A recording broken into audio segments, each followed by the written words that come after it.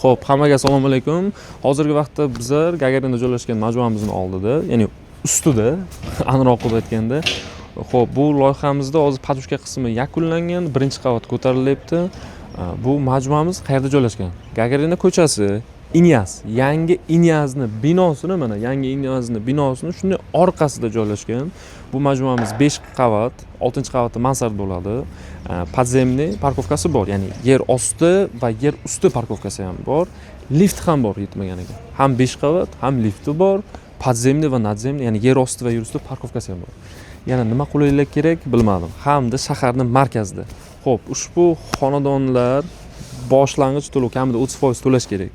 Keyin qolganini esa 3 yilga, ya'ni 36 oyga bo'lib to'lash evaziga xarid qilsangiz bo'ladi. Albatta, foizsiz va penilarsiz.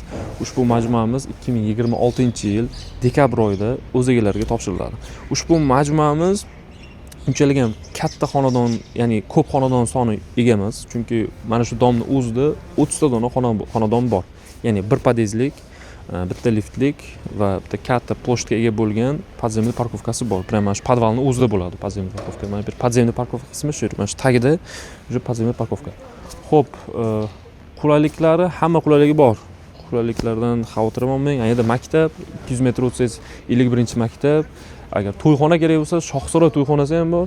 Yetmaganiga mana bu tomondan magazinlar, nariyoqqa o'tsangiz bog'cha, bir 300 metr nariyoqda bog'cha bor. Yetmaganiga vokzal ham yaqin. Shunda bitta taksini ushlab, 10 ming so'm to'lab, bir 5 minutda vokzalda paydo bo'lasiz agar jaha kerak bo'lsa agar.